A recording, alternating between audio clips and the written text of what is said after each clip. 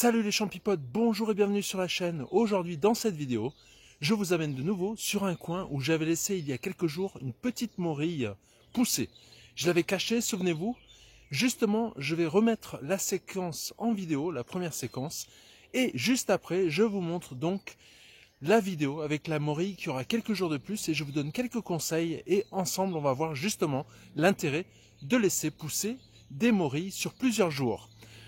Si vous êtes nouveau sur la chaîne, n'hésitez pas justement à mettre un pouce bleu, à mettre un commentaire et surtout activer la cloche et à vous abonner afin de référencer cette chaîne. Et je vous souhaite un très bon visionnage.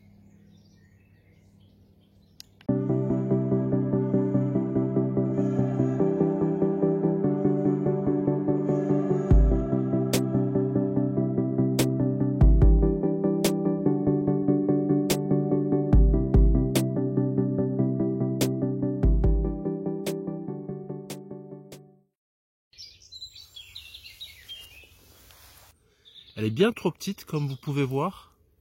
Les asques ne sont pas encore ouverts, donc on va tout simplement la laisser là.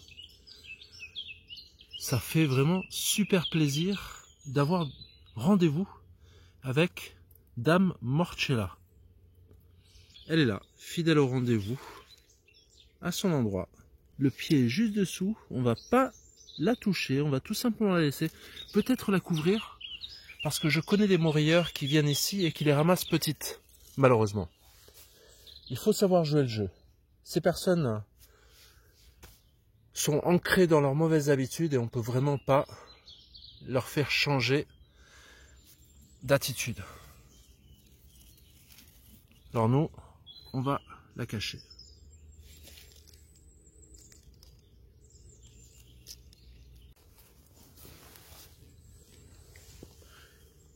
Pour la cacher, on va faire au plus simple. Mais j'ai bien peur que si un morilleur vient, il la trouvera sans souci. Tout simplement comme ça.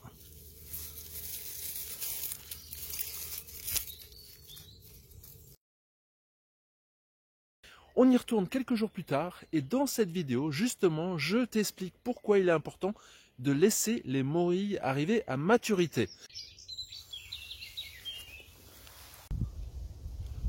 Alors là, les champipotes, on est 6 jours après la découverte de la petite morille que j'avais cachée, souvenez-vous. Et là, je vais vous montrer. Elle a bien profité. Mais regardez. Alors là, vous avez déjà une morille qui est à peu près doublée, voire triplée de taille. On va faire ça ensemble. Regardez ce magnifique champignon. Il a eu le temps de sporuler. Et ça, c'est la preuve qu'il faut laisser justement les morilles grandir. C'est pas la peine de les ramasser toutes petites. Là, vous avez une belle morille qui a pu répandre ses spores autour. Elle est un petit peu abîmée, c'est pour ça que je ne vais pas la laisser plus longtemps. Mais c'est une agréable surprise et vous avez une morille qui a pris au moins 4 fois sa taille initiale. Alors ceux qui disent que champignon vu ne pousse plus, voici exactement la preuve du contraire.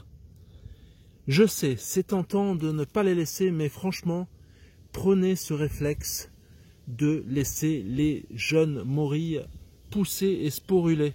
Ça vous permettra déjà de pérenniser vos endroits et de pouvoir revenir et faire de belles cueillettes plus tard. Je vous montre donc le biotope. On est à l'orée d'une forêt. On a du pissenlit, du muscari là-bas, la plante que je vous ai présentée dans une de mes vidéos. On a du lierre un peu partout. Alors j'ai fait un grand tour autour. Malheureusement, il n'y a pas grand chose à voir. Je pense que son arbre hôte est là-bas quelque part. Donc il y aura un frêne qui doit étendre ses racines. Ne vous limitez pas justement à regarder au pied d'un arbre. Parce que le système racinaire, comme vous le savez, est beaucoup plus étendu. Alors regardez bien autour et vous pouvez avoir d'agréables surprises. J'en ai profité pour bien regarder autour. Malheureusement, c'est la seule. Donc, une fois que je l'aurai prélevé, je vais en profiter pour bien souffler dans les alvéoles. Ça permettra de laisser les spores ici et de ne pas ramener ces spores à la maison. et en espérant l'année suivante avoir un peu plus de morilles. Ici, la première fois où je suis venu, j'en avais à peu près une trentaine. Un coin à préserver, un coin justement à pérenniser. Et la pérennisation passe par la cueillette des morilles ouvertes, avec des alvéoles ouvertes, arrivées à maturité, et de ne pas ramasser les morilles qui sont trop petites.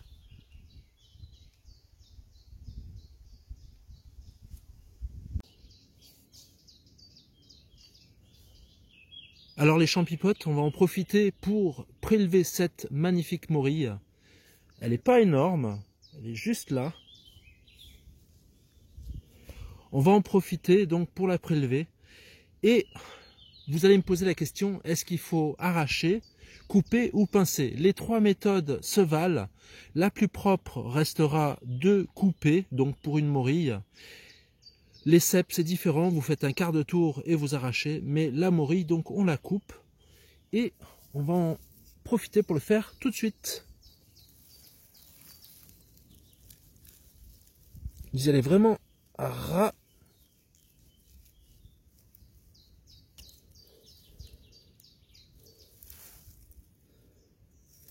tout simplement.